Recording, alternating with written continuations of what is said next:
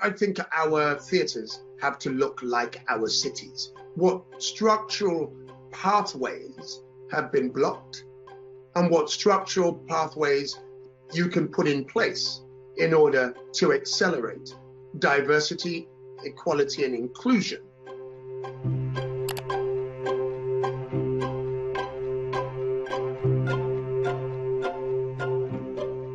Hello, one and all, and I am so glad that you're with us today.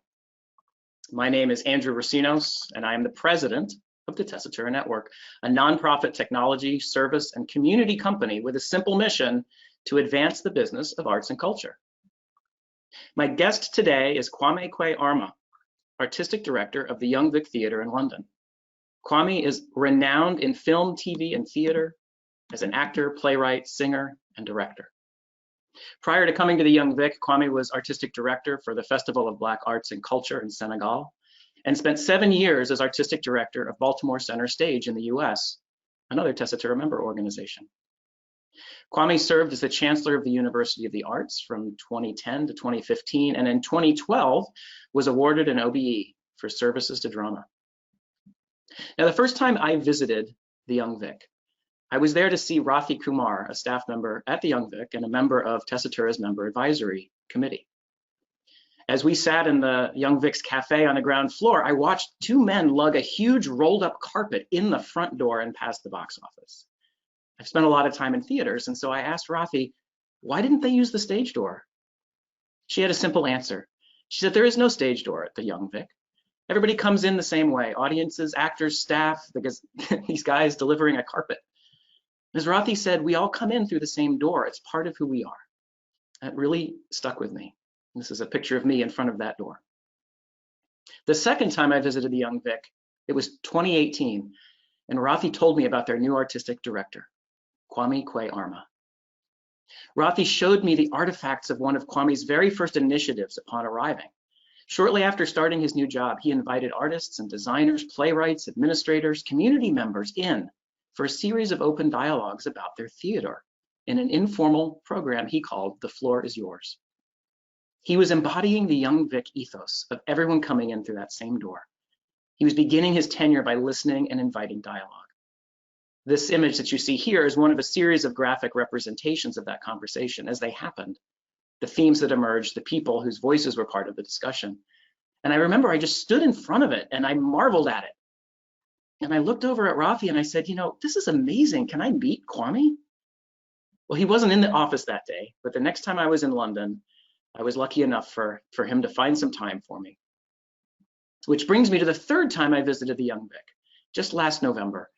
And this time, along with Rafi and my colleague David, who's Tessitura's managing director in Europe, we had a mind-bending chat with Kwame about the Young Vic, the future of theater, and the future of live experience itself. I remember leaving that meeting exhilarated.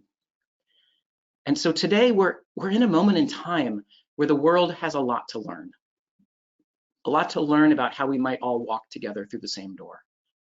A lot to learn about how we might better listen and learn from each other, and a lot to learn about how theater, even as it's facing its own existential peril, has a duty to help lead the way. And I can think of no better person to have this conversation with than Kwame. And so without any further ado, it's my pleasure to welcome Kwame Kwei-Armah. Thank you for being here. Thank you, Andrew, for asking. And thank you for showing photographs when I could actually get to the barber and have a really good hairstyle, as opposed to 3 months of wildness that you see before you right now. I think it looks great, but I understand the desire to get out. So the world's a little different since the last time we saw each other. Amen. Yeah. Amen. It's a very different world, is it not? And I would say to you and also to everybody who's listening in today, I'm just going to send love from my heart, because I think we kind of need it a lot right now. Well, thank you. Sending it back. We as this whole thing started, as the coronavirus took hold, you may know our team, we keep an ear to the ground of what leaders in the industry are thinking and saying. And Early on in this, we noticed that you're usually very pervasive on social and very, you're in the press, you're giving interviews, and you got quiet, and you're not quiet now. But in those first few weeks, we noticed that, and I wondered if you could tell us a little bit about what was happening for you in that time. Yeah, I mean, at that point in time, it was a double threat. The threat of our theatre possibly, running out of money before the end of the year and not being able to produce and do the thing that we do, and the threat to our health, to my health via COVID. And I don't think that any of us had kind of experienced anything like that before. And I think I kind of have a philosophy that I like to kind of have something to say before I say it. And so I kind of went into the bunker and began to think about where we were, what was happening. I tried to create in my mind some strategies that I might be able to hang on to during the hurricane that would be coming next, to kind of put a stake in the earth, to go, okay, this is my first idea. Not that it means that I have to stick with it, but at least I have something to adapt from. So I kind of just dug in, really, and began to think about it in terms of the crisis that we were in then, which is slightly different to the crisis we're in now. To think about it in 3 stages. What I'm going to call the bleeding stage. How do we stop the bleeding? How do we stand? And then how do we run again? And I tried to kind of think about that within maybe a 4-year time frame, and thinking about the running, being prepared or having some ideas for the running stage, part 3 or act 3 of the Aristotelian model, probably being 23, 24. And the bleeding being between now and September, and the standing between September and the end of 21. So those were the things that I was thinking about. How do we rebuild? What are we rebuilding? And thinking around those themes. So I didn't want to talk. Yeah. Got press interviews all days, many days, and I would just say no. I don't need to speak for speaking's sake. I need to listen, and that's very much linked into the one of the graphics that you showed, which I really love those photos, by the way. Thank you. Of our, the floor is yours. I think the job of an artistic leader is to listen, is to hear, and then to act in accordance with what you're hearing and what you feel in your soul. Well, I couldn't agree more. I think that that time of discernment is clearly an important part of this, and really tantalizing not to do that. I mean, I will say I was publishing blog posts every day and retweeting and all of this, and I've slowed down, actually. I feel like sort of in the opposite direction of you, where I realize I actually need to stop and do more listening. So you have become sort of your normal hurricane of activity now. I'm watching. You're spending a tremendous amount of time leading, showing leadership, talking with the press, furthering causes that are important to you. You started by saying we began in March with 2 crises. Clearly, there's more than 2 now. Can you talk about where your thinking is right now? Yeah, I mean, we're amid the triple threat. It now means something different in theatre than what it did before, and so I think the world is amid a discussion around structural inequality, around manifestations of white supremacy, from overt to covert, to how do we negotiate the world at this moment in time. And I think one of the things that have struck me is the Black Lives Matter marches across the world. And while we are amid a health crisis, it is and where we are negotiating our mortality, the urgency of dealing with police brutality and structural inequality has superseded the one which says, but I might die of a virus. It's saying that this other virus is actually possibly more pernicious, and that possibly there may never be a virus, a vaccine for this virus. And therefore, what can we do? Now, so that's me as a Black male and as a father, having to talk to in particular, my 15-year-old son about where we are, about why he wants to go on a march and why I don't want him to go on the march, but why I want him to go on a march, why I want him to see history, but I don't want him to be a casualty of history. Why, all of these things that are rubbing at the soul and the spirit of beings negotiating COVID and negotiating the closing down of theaters or the non-funding of theaters at the moment. So it's a hard time. I would be lying if I said that I thought that it was that it was easy. I don't think anybody thinks it's easy.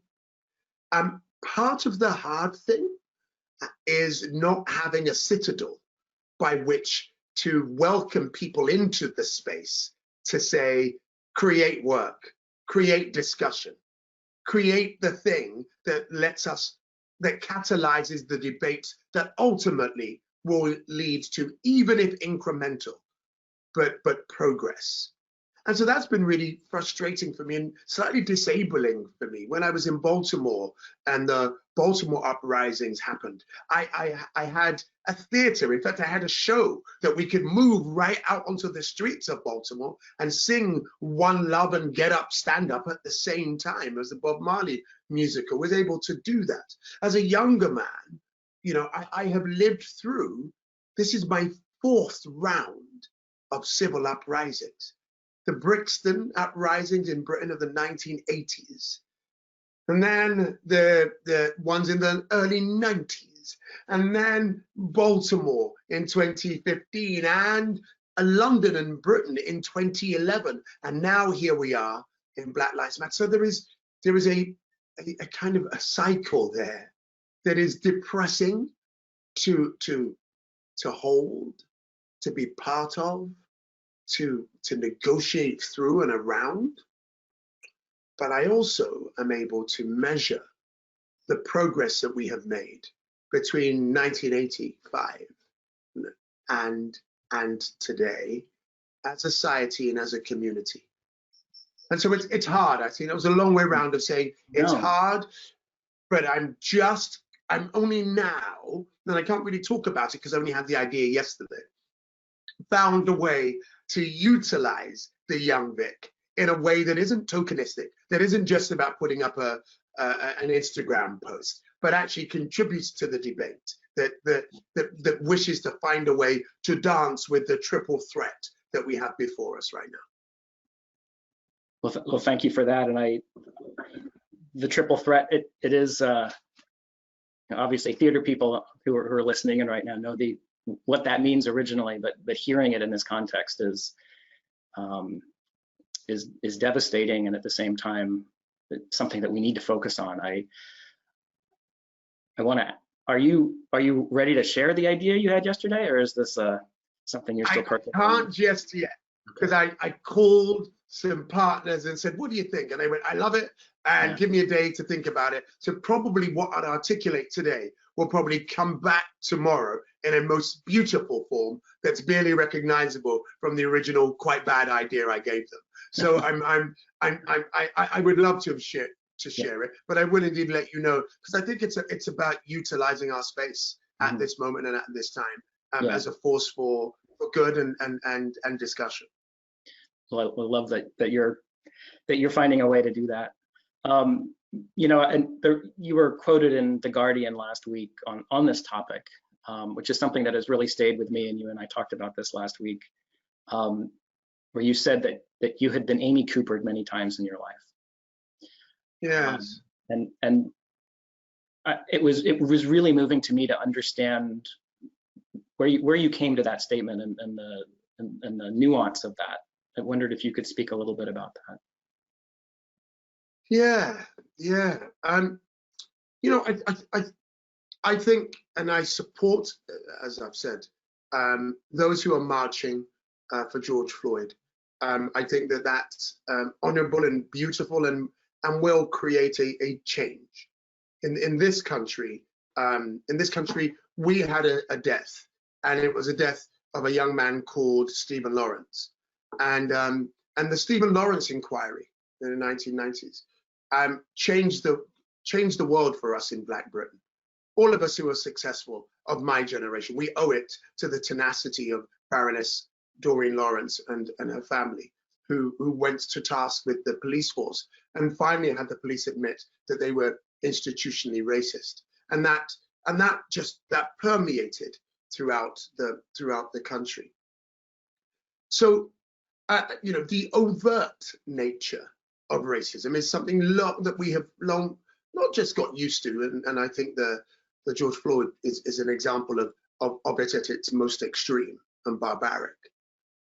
But I, as a professional Black male, I think I face Amy Cooper nearly every day. I think, you know, it's really weird. When I got back to this country after 7 years in Baltimore, I began to write a journal about the microaggressions that I was facing on a day-to-day basis in London. I was shocked at it. And I thought, I'm going to write a book about it. And then I got fatigued. I was just like, why do I want to write it? And that's just sitting in a negativity that isn't progressive for me. It doesn't mean that it's not right, but it is not progressive for me. But yeah, I feel like I'm Amy Cooper all of the time. I feel that my authority is questioned in a way that is race-based all of the time. I feel that there are people that even people that I've worked with that would speak to me or behave in a fashion that would belie that I am technically the boss, that I am the CEO of a company, and they may not have spoken to the previous artistic director in that way. And so I think that I hope that the Amy Cooper activity, that the thing that happened in Central Park to Christopher Cooper, weird that they share the same name, same surname, I should say, that doesn't get lost. That we don't sit, it's really easy for us to go, I'm not that police officer who put his knee on the neck of a man for that length of time. It's really easy for us all to step away from that. It's a lot harder to think, when did I knee neck someone on the subway, in the tube? When did I knee neck someone, take away their breath? When did I knee neck in the store, in the Starbucks? When did I do it in the workplace? When did I exhibit privilege without consciously or subconsciously knowing that I was doing that? And I think if we make progress in that regard, as well as the extremities of police brutality, I think we would have used this time well. Thank you for that. I mean, that is really sunk in, the ubiquity and their pervasiveness in a way that I think we all need to hear. Certainly, folks like me. And sorry to jump in again, but I also think that we have to be really mindful in this time that we don't make everybody feel that somehow they are a overt racist and therefore a bad person. Because I tell you what that buys. That just buys silence. And often we think that we have won the silence. Sorry, we think that we have won the argument when all we've really done is win the silence. And we can look at the rise of populism as an example of that. We are fighting some battles in terms of equality and inclusion that is across the board, intersectionally, from gender to sexuality to race. We're fighting battles that we thought we'd won in the 1990.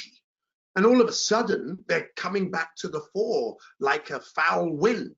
And actually, it's because we progressives, on the whole, thought that we had won the war or the argument, when really we'd only won the silence. And so what I'm really interested in is, and as I would say that, is the discussion that says, how do I look introspectively at what I may be doing that may be a sin of omission, but might be perceived as a sin of commission? How am I part of the structural inequality matrix? Not that I have chosen to, but because I just am, because the culture, and I find myself, though it's more difficult to do, much more interested in addressing structural inequality than I am personal racism. And you have a voice and you have a platform to do that with the theater. Yes. So let's talk about let's sort of take the thread now to theater, to the theater world, and the peril, right? When you talked about the triple threat, the three crises, the existential peril, I know that you've been doing a lot of work on behalf of the theater in the UK, advocating for theater. I wondered if you can tell me where we're at, where you think we're going to get to here. Yeah, I'm in a good place right now on that. Okay. I'm a hardwired optimist, and I would say probably about a month ago, I was not as optimistic as I am today. Please don't get me wrong. That doesn't mean that I think that everything is solved. But I you know, of course we have, to continue the metaphor of threats, we have a double threat, right? The threat of social distancing and how that wrecks the current economic model that we're all operating within. And then we have of a kind of the question about whether people are going to want to come back in to a theatre, thinking about it possibly as a health risk, even if social distancing has been removed, and what effect that will also have on our box office income.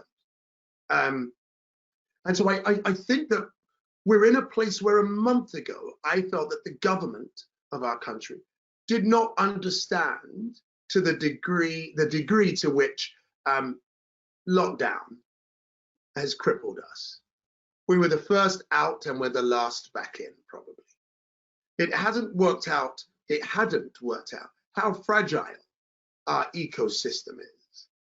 I think in the last month, however, many of us have beaten a path to the Secretary of State and to the Prime Minister, and we've beaten a path to explain the fragility of our system. We've to talk about the effects on our freelance community, to have theatres not work or not open for nigh on a year, and the loss that may happen to us if those freelancers choose to go to another sector, indeed to eat. I think that what we've done is that we have made a pathway and presented an argument to the government. So as last week we heard the Secretary of State say there will be a bailout for theatre. Now, we don't know what sum that will be yet, and we don't know if it's going to arrive in time, because 70% of us will run out of money in the not-for-profit sector by Christmas. And that's production companies and theatre companies. And so we've got to hope that will arrive in time, but I have no doubts about it arriving.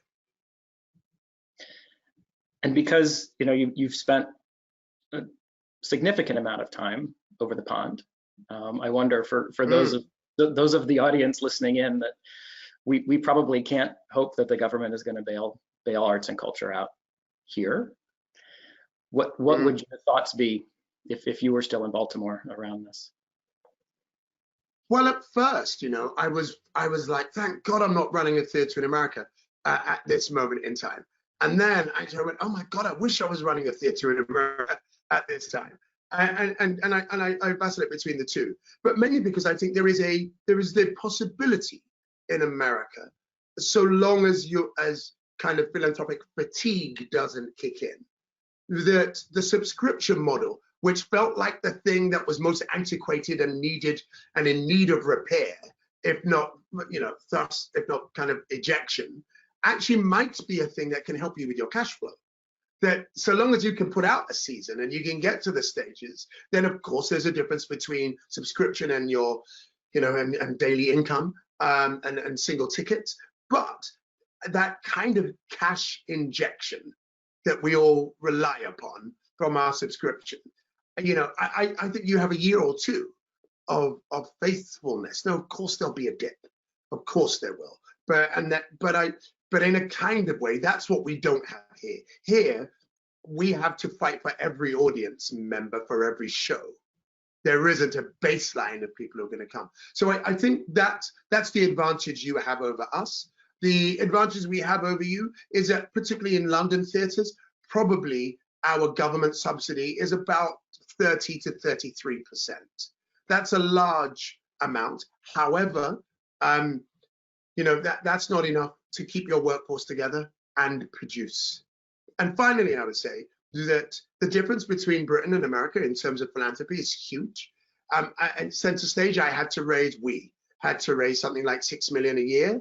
And here I have to earn, I don't know, maybe 1.7 million. And earning the 1.7 million is harder than earning the 6 million in America, simply because the history and the culture of philanthropy is a very different one. Mm-hmm. And in America, we know that we have to give. We know that if we do well, we must give and we will give. And that's easy. Whereas here, that's not been the case for 70 years. And so it becomes harder. So I suppose that's to say, you know, running a theater anywhere right now is damn well hard. Yeah, I hear that. We, believe it or not, are to our last question. And wow. I feel, and I ask a version of this question on each one of these. And I feel like you've answered it in about 6 different ways already. So maybe this is sort of a synthesis of the combined crises. But the question is this: in a moment in time where the world is rightfully focused on health and safety and economic security and helping to, you know, or trying to deal with systemic inequality, with all of that going on, why does theater matter right now? It's one of the few art forms where you can see yourself in 3 dimensions, where you can ask and listen to questions and answers that no other genre is set out to do. I would describe theater as 21st century church. We go, we listen to the sermon because we want to see ourselves reflected and refracted. And then we go away for the week and we think about it and we work, and then we come back in and we go, tell me what I did that was good and tell me what I did that was wrong again. And I'm seeing it and I'm hearing it and this is one of the beauties of theater. It's why it's really great, actually, as we get older, why theater actually really rocks, because it's an abstract art form. In film and television, those are literal. If I'm going to be in Paris, I need to be in Paris. I need to show the Eiffel Tower of some sort. But in theater, I say I'm in Paris, and therefore I am. There's the one end of a telephone, and I don't need the rest of the telephone to know you're in a conversation. Or actually, I probably don't need the phone at all. I might just need a gesture or a speech. And so actually, that we are trained in as theater audiences to put the pieces together in an almost religious environment. The black box, the lights dip, start to think, start to feel, and leave discussing the issues that was placed before you. That might even be just as a comedy that you are laughing at yourself or laughing at something else that needs to change. It is a most magnificent art form, and it is why it has lasted for a minimum of 6,000 years, from ancient Egypt to then moving to the Greek adaptation of that, to then moving to European adaptations or Northern European adaptations of it before going out again out into the world. It's the only one where we look at ourselves, talk to ourselves, and show ourselves in 3 dimensions, in my humble opinion. Thank you. That was amazing. We have some questions from the Great. audience. And please excuse the music. my son downstairs, like blasting music really loudly, and I'm trying to text him at the same time, saying, "Son, can you take the music down?" But I can't quite do the two things at the same time. I actually didn't hear it, but I think we're good. But then that's the answer. That's what I want to hear. So the first question, Kwame's remarks are so validating for those of us with careers in the theater. The world at large does not realize the devastating impact of this shutdown on not only theater professionals, but on the general population. How can this sense of urgency be communicated to the general population? It's a very hard question. It's a very hard question, and I think we have to. It's a bit like, how do you eat an elephant? One bite at a time is the answer. And I think we have to look at our spheres of influence, and whatever that is, large or small, we then have to be evangelical about our art form and the costs to us and society if it were to fail. We have to continually toot our horn, celebrate its values as a community activity as well as something that sits within entertainment. And that means from your MP or your member of the Senate to whoever is to your next door neighbor. We have to just be as loud as we humanly can. Mm-hmm. Next question. You are a signatory of the Dear White American Theater letter. What do you personally think theater needs to do more of or differently in this time? I was a signatory, first of all, because I wanted to align myself with my American brothers and sisters who were Black, Indigenous, and of color. I wanted to say, I see you, I hear you. You have had to suppress much of this all of your career, and at this time, you wish to have it said, and you wish to have it heard. And so I think that's really the answer for me, is this is a listening time. This is a time to go, oh, that's the connotation attached to what I said. I didn't realize this. I didn't realize that my silence is complicity. I didn't realize that actually when I'm at home with my white family around the table and my in-laws and my grandparents, that it's on me to do the work if I am white, rather than waiting for some kind of uprising. So I think really that's what it's there to do. It's there to say, listen, and then act. Mm-hmm. What pieces of comfort are you finding during this time of triple threat season that we're experiencing? Thank you for playing myself back to myself. Actually, my wife and I were just talking about this yesterday. I haven't spent this much time with the family, since paternity leave. I live with three of my four children, and my fourth child lives a 3-minute walk away. It's been really beautiful. It's been lovely to know I can leave my office and go downstairs or go outside and I can see my children, mm-hmm. and that we are healthy. Yeah. And three of us went down with what I might call COVID light at the very beginning of this in March. But on the whole, as I said, we've been really healthy, and we're blessed. Economically, we are. We're not hand to mouth today, and so and so we're blessed because we know that others are. We have a home, we have a garden.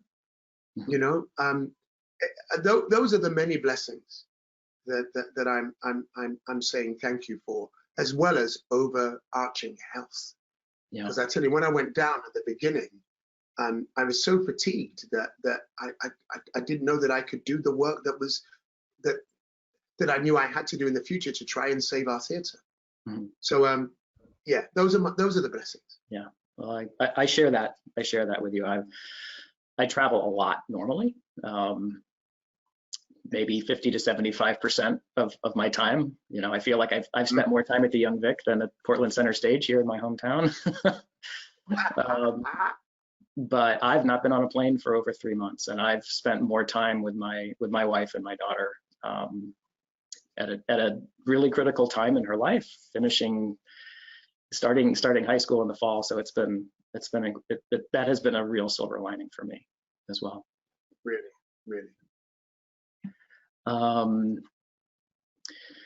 Thinking of innovative ways to respond to both the pandemic impacts and the racial inequality in the theater workforce and audiences, how would you suggest theaters may respond, and what mechanisms they can introduce as organizations to move toward greater equality and to mitigate the impacts of the pandemic? That's a brilliant question and a very large question. And again, I'm going to try and take it one bite at a time. So I think, and I'm going to slightly repeat myself, but I'll try and be a little bit more specific as well. So I think our theatres have to look like our cities, our immediate environments. So for instance, London, in terms of POC and Black and people of color, that we are over 45% of the population. Therefore, if I walk into any theatre and you are less than 45%, you've got work to do. That includes my own. And you've got to look at what structural pathways have been blocked and what structural pathways you can put in place in order to accelerate diversity, equality, and inclusion within your staff. And I'm not talking about just what's on stage, it's on staff. And then I think that once you've done that, and that will cause without a doubt some ruffling of feathers, that invariably some people feel, oh my God, everything is changing and it's changing too quickly. We've also then, as management, have to be able to listen to those who perceive that they might be losing something. And we also have to listen to those who are walking into alien environments that have alienated them and continues to alienate them by the culture of the organization. And so how do you declutter, decolonize, and deracialize and declass an environment so that people who, much like some people might be the first in their family to go to university, are not au fait with the software that we employ in order to get from A to B. So I think that's the other thing, creating an environment that listens really hard and acts as quickly as it needs to in order to listen and make the environment one that feels comfortable for the overwhelming majority of the people who work there. I don't believe that you get 100% anything, but I do believe that you can get overarching majority, overwhelming majority of people who say, I walk into this space and this space does not alienate me. And then we can take those lessons out into our audience. And then we look at who comes to our theatres and why they come to our theatres and who they're there to see. Are they there just to see themselves reflected? Well, if they're there just to see themselves reflected, we need to educate them. Because the truth of the matter is, Black, brown, and people of color could never engage with entertainment through the narrow lens of self-gratification or reflection. We have always had to see ourselves traditionally through the lens of whoever is represented as the manifestation of that story. There's very few, I love gangster flicks, right? And there's always a moment in an Italian gangster movie where someone says, sell the crack or sell the coke, sell the heroin or the hard stuff to the blacks because they haven't got a soul or they're uncivilized. Now what that means is that I've had to find a mechanism by which to supersede my personal self and still engage in the narrative. And yet we do it and have done it. And so actually it's about audiences looking at its tribal nature, or us allowing audiences to look at its tribal nature and understand that the environment and storytelling is for everyone.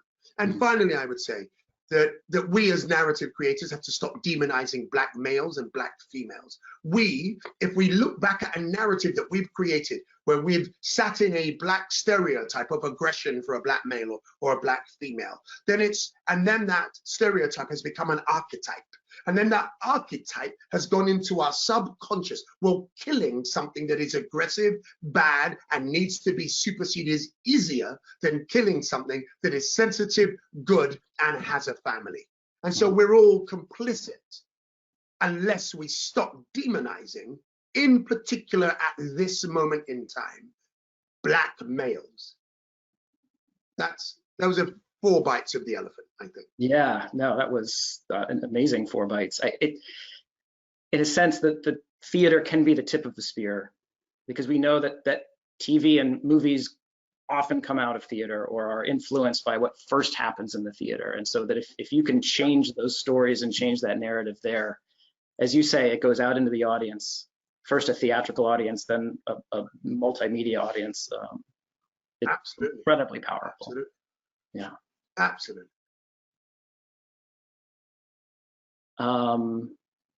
Will there be space for theaters to take on more social work beyond the stories on our stages?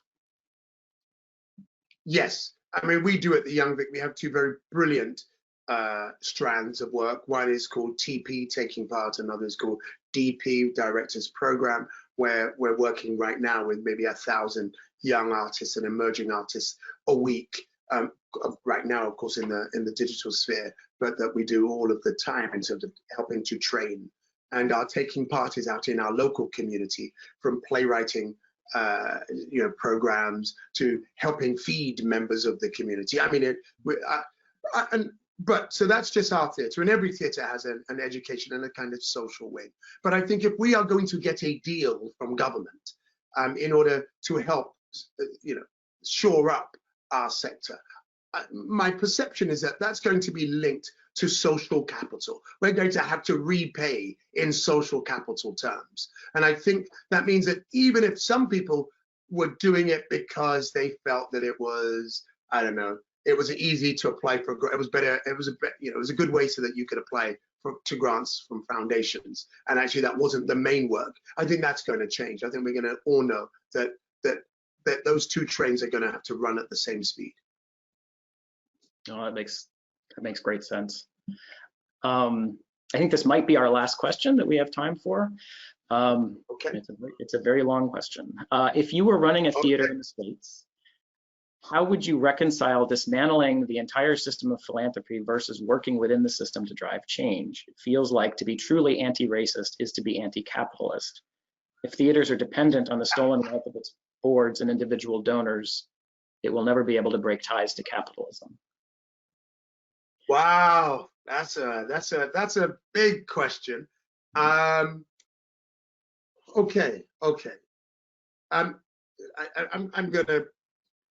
I think, and again, how we dismantle is very important, but how we rebuild is equally as important. And do I feel that there is a place for giving? And we can call it philanthropy. Is there a place for giving? Absolutely. Where that comes from is interesting. So in continental Europe, for instance, they had huge multi-million, possibly $1 billion at once in Germany, I think, $1.4 billion, bailouts by the government.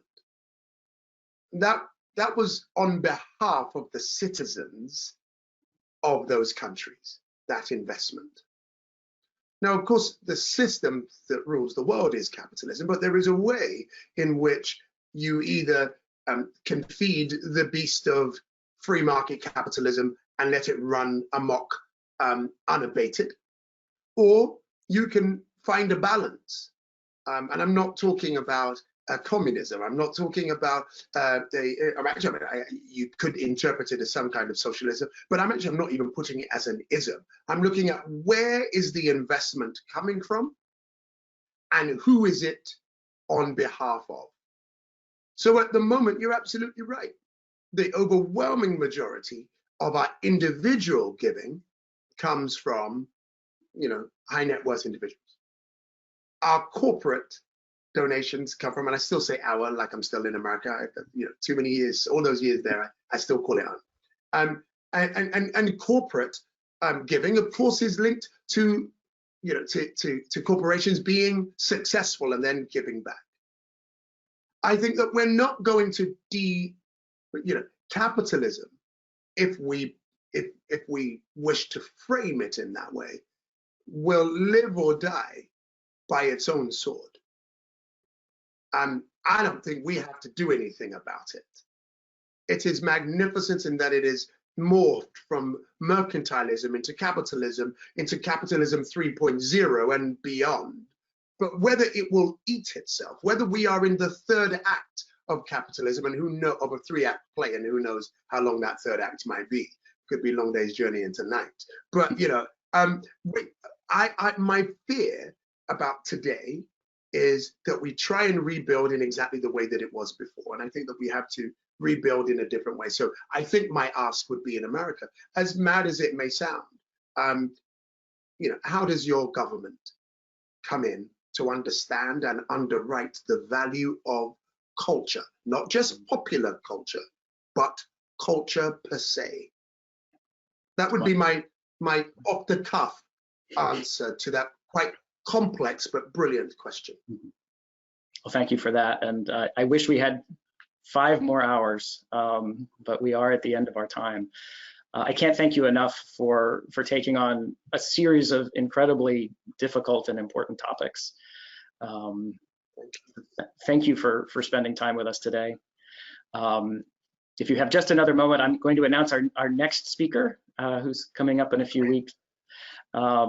We are moving to the symphony world, and we'll be speaking with Howard Herring, President and CEO of the New World Symphony, a symphony that trains young artists to go on to major symphony gigs around the world. So again, Kwame, I can't thank you enough for your insights and for your words of encouragement, as well as your words of helping us understand this world we're in. Oh, bless you for asking. And as I said, I may have said to you, when I landed at the Young Vic and I realized that we used Tessitura, I was like, yeah, I understand it. I know it, yay. Because you have served us magnificently well in both institutions that I've run. So thank you for having these conversations, and thank you for asking me. Yeah, thank you. Take care, be well. Take care, peace and love. Bye.